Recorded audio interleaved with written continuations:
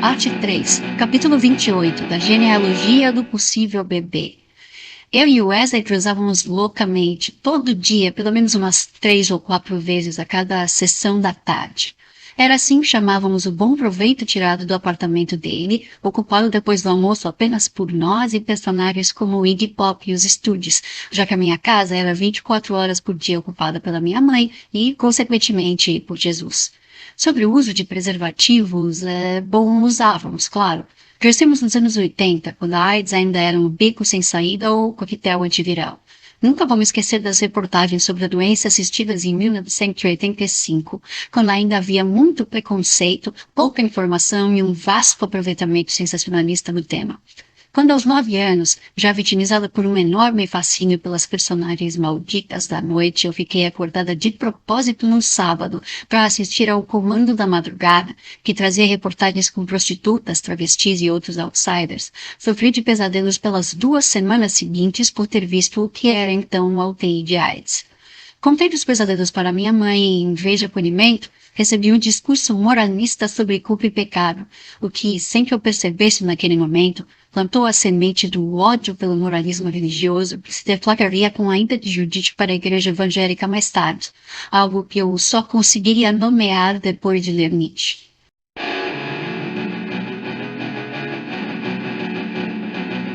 Capítulo 29, da lembrança. Penso na minha mãe. Não quero, mas penso no que ela vai dizer se eu estiver grávida. Penso na porra da religião, na merda da moral cristã, em Poseidon, e se a Judite não é o meu Deus do mar. Poseidon é um ressentido do caralho, só atrapalha a vida de Odisseu com uma assombração, praga, monstro marinho. O ressentimento é a essência de uma alma escrava. A moral é o seu bálsamo e o silêncio, o seu refúgio. Minha mãe é igualzinha, não suporta que eu peite a vida diferente. O que ela usa para atravancar o meu caminho é a porra da culpa. Quando Zaratustra se achou só, assim falou para o seu coração. Como será possível? Este velho santo na sua floresta ainda não soube que Deus está morto?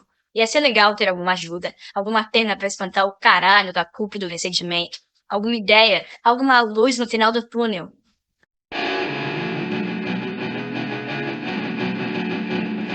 Capítulo 30, de Ser Criança. No meu caminho anticristão, depois do Anticristo roubado em 1990 na Paulista, eu passaria a Genealogia da Moral, Além de Bem e Mal e outros livros de bolsa. E anos depois, relendo Zaratustra na Faculdade de Filosofia, glifaria a seguinte passagem no capítulo dos desprezadores do corpo. Eu vos digo, vosso próprio si mesmo quer morrer e se afasta da vida. E por isso vos irritais agora com a vida e a terra. Ao lado eu escreveria a lápis. Mamãe. Voltando aos preservativos, como eu disse, eu e Wesley crescemos nos anos 80. Então, até usávamos, claro, mas inocência à criança e esquecimento. Um novo começo, um jogo, uma roda a girar por si mesma, um primeiro movimento, um sagrado dizer sim, Zaratustra das 3 metamorfoses. Então, quem nunca foi criança que brinca e se deixa levar pelo próprio corpo, que atire a primeira pedra.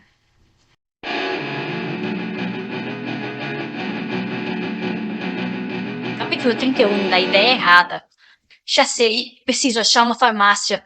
Vou continuar andando e uma farmácia vai aparecer, porque, mano, farmácia é o que mais tem nesse mundo podre. Vede, esses supérfluos sempre estão doentes. Tem todo lugar aberto a qualquer hora, como se fosse nosso ponto de recarga do doping. Tipo posto de gasolina, onde a gente vai pra abastecer a cabeça de qualquer merda que aliviador. Só que eu quero detectar a vida, não anestesiar o medo da morte. Caralho, detectar a vida. Tá rolando uma ideia bem errada na minha cabeça. Não, de jeito nenhum a ideia errada é abortar se eu estiver grávida. A ideia errada é pensar em ter.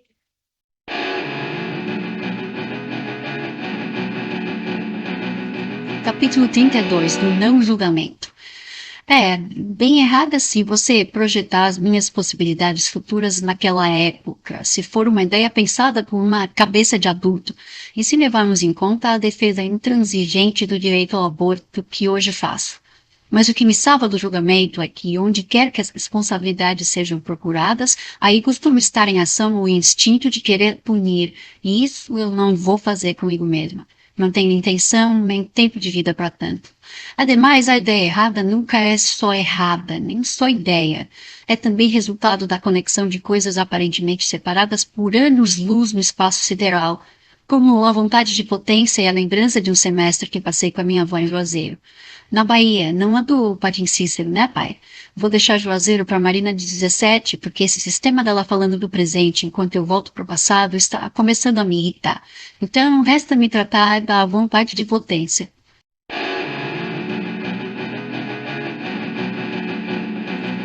Capítulo 33, do semestre em Juazeiro. Aí eu me lembro do tempo que eu passei com a minha avó na Bahia quando tinha 10 anos, enquanto a minha mãe melhorava de uma cirurgia. Lá em Juazeiro, minha avó me obrigou a fazer o caralho da primeira comunhão.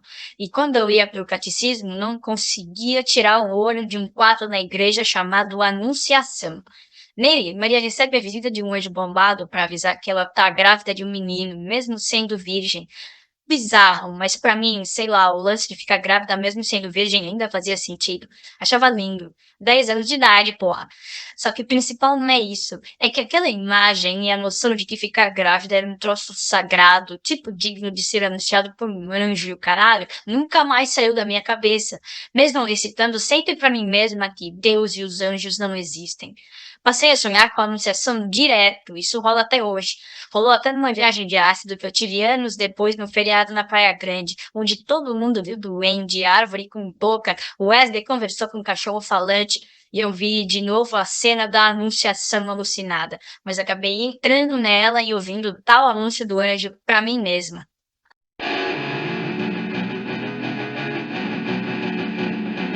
Capítulo 34, da vontade de potência. Enquanto professora, devo ressaltar que o próprio Nietzsche não definiu a vontade de potência a estrito sensu, e para o meu acadêmico eu atual, seria temerário fazê-lo em um parágrafo. A Marina de 17 em 93 não teria medo de nada, mas eu vivo quase o contrário, substituindo a palavra medo pela acovardada cautela. Então não vou desdobrar esse conceito aqui, mas agir por aproximação. Vontade de potência é uma espécie de impulso amoral do ser, não só de permanecer sendo, mas de ser mais, de dominar, subjugar, ir além de si se for capaz. Esse impulso acontece universalmente, no nível das células de todos os seres vivos, ou seja, é na vida que ele se expressa mais clara e multiformemente. Nietzsche diria, onde encontrei vida, encontrei vontade de potência. Assim, pode-se dizer que até uma ameba tem e é vontade de potência. Em 93 eu tinha e era pura vontade de potência. E enquanto vontade, em certa medida refratária à racionalidade iluminista, não poderia eu preferir a ideia errada à certa?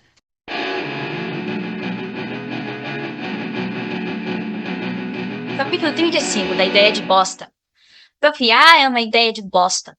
Dar luz é uma ideia de bosta. Homem heterossexual é uma ideia de bosta. Meu pai é um bom pai comigo, mas com minhas irmãs é um pai de bosta. Com a mãe delas, um ex de bosta. Minha mãe seria uma avó de bosta, com uma religião de bosta. Minha vida de mãe seria de bosta. Ter filho é uma ideia de bosta, que me deixa alegre e me dá frio na barriga.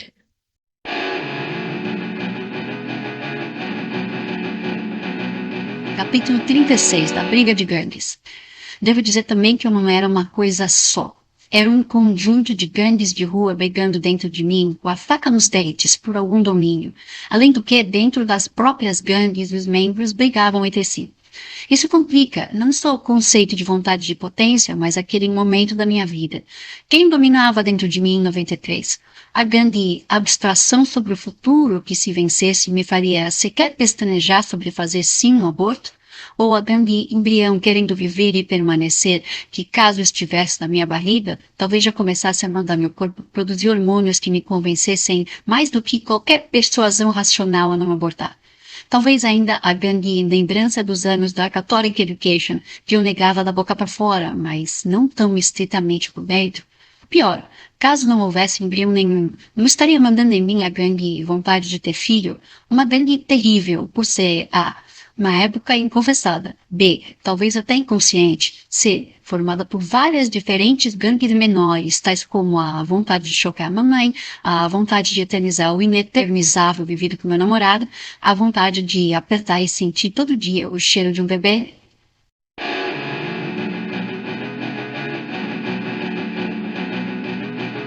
Capítulo 37 do túnel. Entro num túnel cheio de luz. Que lixo. Pra ser uma ideia boa, a luz tinha que ser no fim, não no meio. Daí eu penso em sexo. Não que seja uma coisa rara, penso em sexo o tempo todo, mas penso no Wesley e na Kelly, perigótica strawberry girl de merda, silks de Pirituba, babando no meu namorado, sempre. Isso me dá raiva, porque eu amo filha da puta, mas a gente tretou uns dias atrás. Daí eu penso numa carona. Outra ideia de bosta, porque é óbvio que alguém que parar no meio da madruga dentro de um túnel pra uma mina tem 99% de chance de ser um estuprador. Só que eu preciso chegar no Armagedon antes que amanheça. Não tenho grana pro táxi, porque a do Barbudinho já era, e nesse exato momento um carro meio que começa a desacelerar.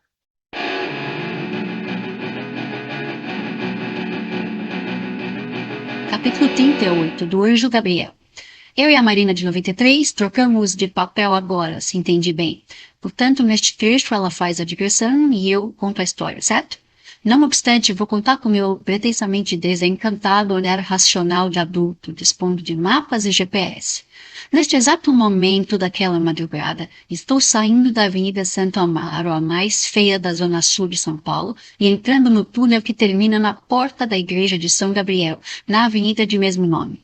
Da Avenida São Gabriel, se tudo correr bem, vou pegar a 9 de julho e andar até o centro. O Armagedon fica perto do Anhangabaú.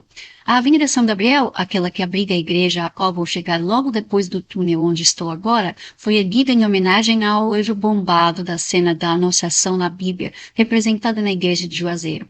Será que isso significa alguma coisa ou achar que sim seria superinterpretar? Para a Marina de 93 significava muito. Quem tinha de criar sempre teve também seus sonhos proféticos e sinais dos astros, e acreditava na fé.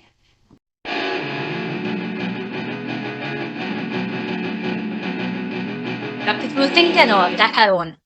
Dentro do túnel, o carro para, pouco depois de mim. Na janela do motorista sai a cabeça de uma tiazinha. Dá pra ver de longe que é tiazinha, por estilo. E quando eu presto mais atenção, vejo que é japonesa. Aí eu meio que relaxo, como se tivesse, sei lá, recebendo a visita de uma tenajata. Você tá perdida? Indo pro centro, ou pra alguma farmácia. Farmácia? Tá tudo bem? Você tá passando mal? Não, tô de boa. A farmácia é uma longa história. Eu tô quase chegando em casa, mas você quer uma carona? Te levo até uma farmácia. Aí eu aceito. Entro no Fiat Uno da tia, que dirige bem devagarinho, que cheira... Como é o nome daquilo? Minha avó de Juazeiro usava alfazema. E ela fala enquanto dirige, que tá voltando de viagem, que foi visitar o filho que mora em outra cidade, que é viúva, e eu não ouço mais o resto, porque quando eu escuto a palavra filho, meio que tem uma contração mental, por lembrar que posso estar esperando um. Meu caminho está traçado, não tenho como voltar atrás, nem como contar com a compaixão dos homens.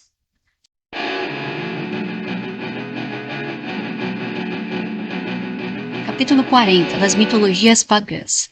É irônico, porque hoje eu vejo que nunca na minha vida encontrei tanta compaixão quanto naquela noite. No caminho eu era encantado pelos mitos pagãos, que naquela época eu sequer saberia nomear assim. Curioso como Atena ajuda seus heróis preferidos, Perseu, Odisseu, curioso como Poseidon atrapalha, curioso como Hermes abre caminhos, Exu idem, e como o paganismo, tanto o grego quanto os outros, não foi exatamente superado, mas se manteve vivo no pensamento e nas artes como um segredo precioso. Sejamos nietzscheanamente honestos. 2000 anos de cristandade não mataram as mitologias pagãs. O segredo foi guardado por séculos nos ateliês, nos teatros, nos terreiros e no mundo, para quem, como eu, sabia enxergar.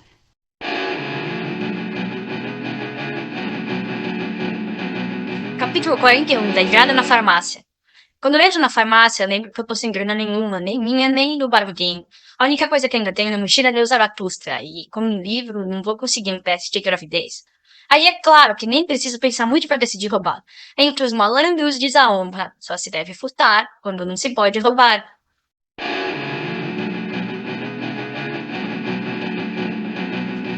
Capítulo 42 do pensamento da gravidez.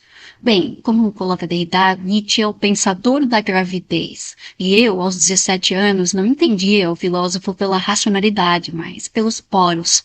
Nisso sempre fui diferente de absolutamente todos os meus colegas intelectuais escrevinadores, que até hoje me acompanham na academia, capazes de entender, mas não de viver. Ou, como se diz no Para Além de Bem e Mal, Em relação a um gênio, isto é, um ser que engendra ou dá à luz, ambas expressões tomadas em sua máxima extensão, o erudito, o homem de ciência médio, tem sempre algo de velha solteirona, pois, como ela, não entende nada das duas funções mais valiosas do ser humano. Isso dito, não vou adiantar se estava grávida. Não queira saber antes de sentir.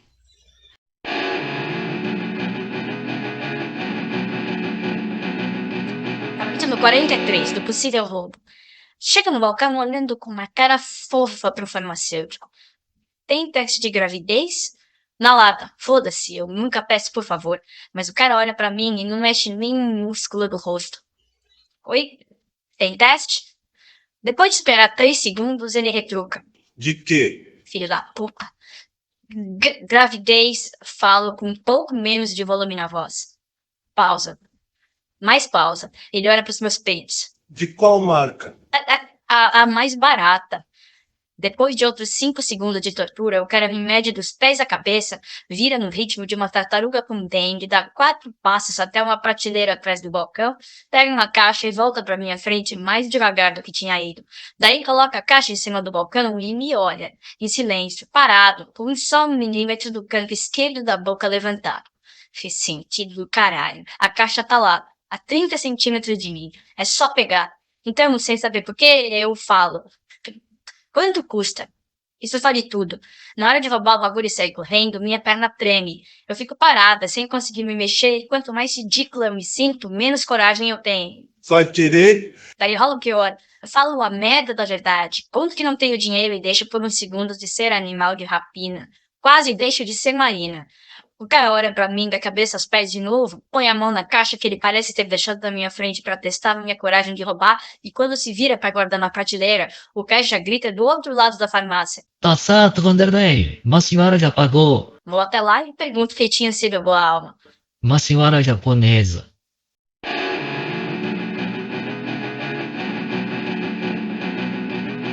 Capítulo 44, da traição. Outro dos pequenos milagres daquela noite. Mas também uma traição. Não de Atena, nunca, mas minha, pois me senti traindo a mim mesma por não ter conseguido roubar o teste. Desde que roubei, sem querer ou sem saber que queria, o anticristo na Paulista, tomei gosto pela coisa, passando então a praticá-la frequentemente. Roubava de tudo, de livros em língua que não conhecia a chocolate nas lojas americanas. Mas não naquela noite. Como se diz no Homem de Bem e Mal, nosso corpo nada mais é do que um edifício coletivo de várias almas. E, aparentemente, em lugar da mais ousada, foi outra das minhas almas, ou gangues, que tomou o poder momentaneamente. No fragmento póstumo de 1887, Nietzsche define o próprio indivíduo como combate das partes, por alimentação, espaço, etc. Sua evolução ligada a um vencer, um predominar de certas partes, a um definhar, um tornar-se órgão de outras partes. Quando saí da farmácia, senti-me estranha por ter agido como não esperava agir, por não ter podido fazer o que achei que conseguiria. Mas ainda assim, a gangue que estava no poder, como todas as outras, precisava desesperadamente saber o resultado do teste.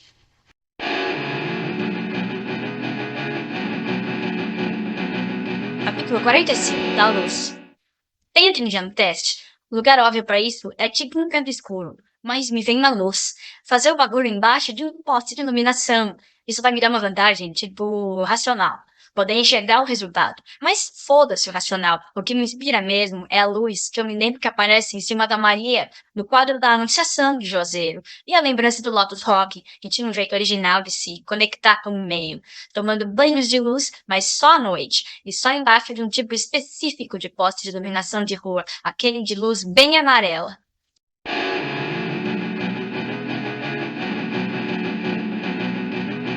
Capítulo 46, do Lotus Rock. Lotus Rock era uma figura tradicional do underground de Campinas, que eu e o Wesley tínhamos conhecidos quando No Future foi uma vez tocar na cidade.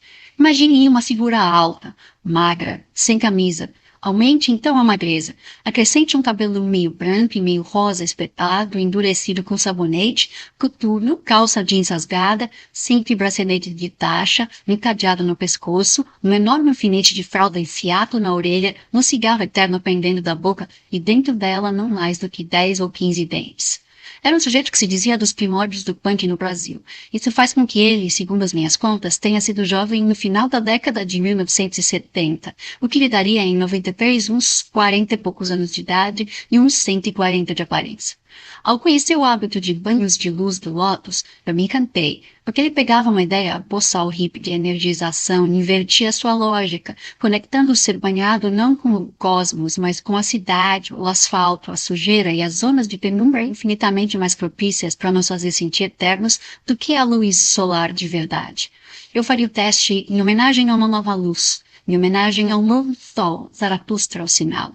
Ó seres escuros, noturnos, somente vós retirais calor do luminoso, somente vós bebeis o bálsamo no leite, nos úberes da luz.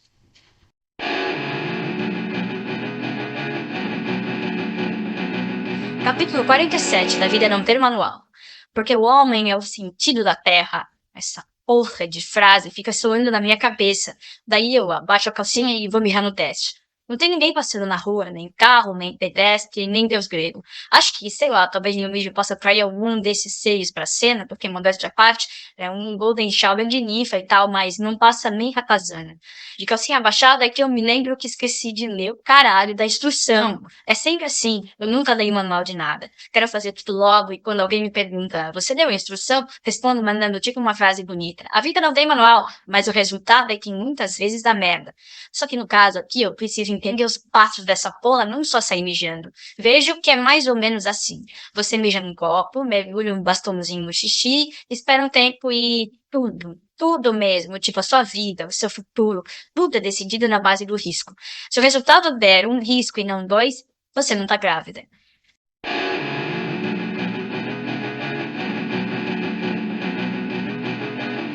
Capítulo 48 do risco. Bem, a vida é risco. Naquele momento, se meu teste desse o risco só, dali eu seguiria, risco solitário. Bastaria, então, ficar feliz e construir meu próprio caminho, escrever minha própria história, tomar as rédeas do meu destino, ou qualquer outro desses clichês pseudo-edificantes, patéticos, não apenas por denotarem a profundidade intelectual de um coach de administração de empresas, quanto por transmitirem a obsessão enganadora de termos algum controle sobre o que somos e escrevemos. O livre-arbítrio é uma ilusão neurótica. Se não sou sequer um ser individual, mas sim uma briga de gangues, como prever qual delas vai tomar o poder em cada ato da minha existência?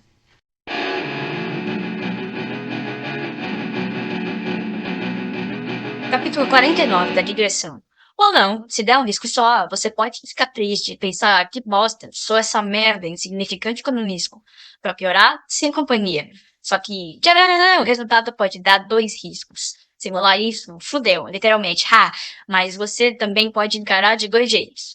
Otimista. Dane-se, agora eu posso me preocupar com outra pessoa que não sou eu. Essa pessoa talvez seja menos chata. Você pode também lembrar que bebês são fofos. Jeito pessimista. Você e o bebê podem ser os 2 riscos do teste. Você pode sacar que vão ficar em risco sempre e que sua vida, como era até aquela hora, acabou. Pode pensar que você não consegue cuidar nem de você mesmo. Imagina de um bebê. Pode lembrar que tá brigada com seu namorado, que ele vive em risco de vida por ser depressivo e se entupir de droga.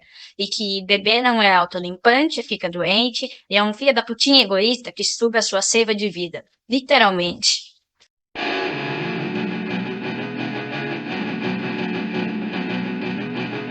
Capítulo 50 da ação. Aqui, novamente, trocamos de papel, certo? Meu eu atual narra a ação e o meu eu adolescente faz a digressão. Ok, resumindo, o que me restava era fazer xixi, mas eu não tinha copo ou recipiente para me ajudar. Mijo direto no bastãozinho. Passam-se alguns segundos. How soon is now? Um dos esquinhos já apareceu. Fico de olho no lugar onde, na foto da embalagem, dizia-se que iria aparecer o outro. Alguma coisa aparece.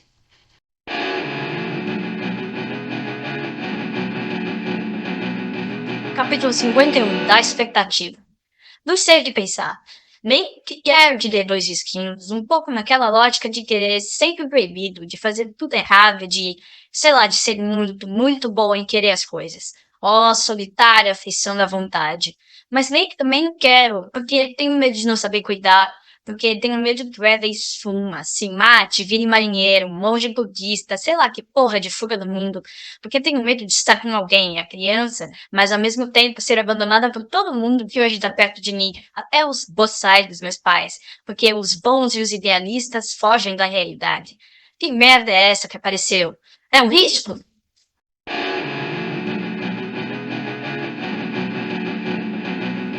Capítulo 52, do plural dos riscos. Em toda a minha adolescência, tendi a viver em risco. Não planejava nada, as coisas iam acontecendo e, tanto as boas quanto as ruins, eram encaradas do mesmo jeito, comigo dizendo ser por uma questão de amor fati, amor aos fatos, a tudo que viesse, sendo uma mancha imprevista de câncer ou uma mancha primordial dando início ao universo. Nada disso realmente eu podia controlar, apesar de, no meu caso, ser declarado meio da boca para fora. Depois, já adulta, talvez eu tenha tentado algum controle. Meu segundo filho, totalmente planejado, é prova disso. Mas ganha-se de um lado, perde-se de outro. Amadurecida, ganhei em segurança e perdi em vivacidade. Já Wesley arriscava-se ainda mais a apanhar, a ter uma overdose, mas, paradoxalmente, era no fundo meio sistemático, planejador, e como suas condições de vida não permitiam que sistema, método ou planejamento algum desse certo, para manter alguma previsibilidade, ele às vezes olhava para a vida por uma linha reta, risco, cuja única certeza advinda de alguma linearidade era de acabar na glória, no fracasso ou na morte. Ele não conseguia, por exemplo, ter uma banda decente, apesar de escrever músicas lindas. Tinha uma relação péssima com a mãe, com quem mal conversava, e com o pai que não via havia anos. Procurava desesperadamente qualquer certeza ou estabilidade, mas evidentemente não era bem em mim naquela época que a encontraria.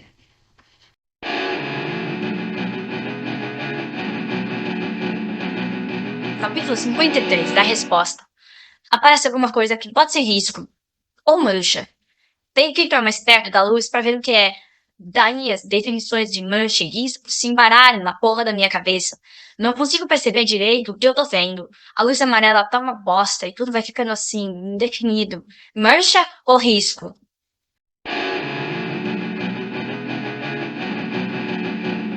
Capítulo 54, do ódio à compaixão. Contra a doença masculina do autodesprezo, o remédio mais seguro é ser amado por uma mulher inteligente. Acho que é por isso que Wesley se apaixonou por mim, mas às vezes esse se colocar sempre em risco do Wesley significava que meu namorado queria compaixão, inclusive dele mesmo, algo que eu suportava tão pouco quanto sua tristeza usada como álibi para preguiça, covardia e falta de atitude. Precisamente nisso enxerguei o começo do fim, o ponto morto, o cansaço que olha para trás, a vontade que se volta contra a vida, a última doença anunciando-se terna e melancólica. E eu compreendi a moral da compaixão. Quando eu estava com raiva demais, gritava com Wesley o chamando de fraco. Quando estava com raiva de menos, dizia: que vossa tristeza seja amor ao super-homem, assim justificais que continueis vivos. E confiava que os apoios que ele tinha, de mim e do acompanhamento que fazia contra a depressão no ambulatório de psiquiatria do Hospital das Clínicas, iam resolver a questão. As canções do Wesley, cheias de melodias doces escondidas embaixo de toneladas de ruído e microfonia, eram onde ele dava alguma beleza a tudo aquilo. Mas quando ele fazia alguma coisa contra o próprio corpo, como cortar a pele com estilete ouvindo Nirvana, numa época na qual cutting ainda não era moda, beber muito álcool Zulu com gelatina de morango mesmo tomando quilos de medicamento psiquiátrico, ou bater na própria cabeça com um martelo, esta sendo até onde eu sei, totalmente autoral da sua parte, o bicho pegava entre a gente. Cheguei a ficar inclusive com raiva do Nirvana e da Seattle inteira por causa disso. E o bicho tinha pegado entre eu e Wesley na sessão da tarde da quinta-feira anterior, 2 dias antes daquela madrugada de sábado.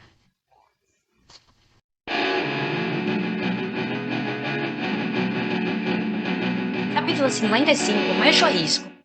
São dois riscos. Não, é um risco só. A outra coisa é uma porra de mancha. Mas que caralho, que é a outra coisa? Mancha ou risco?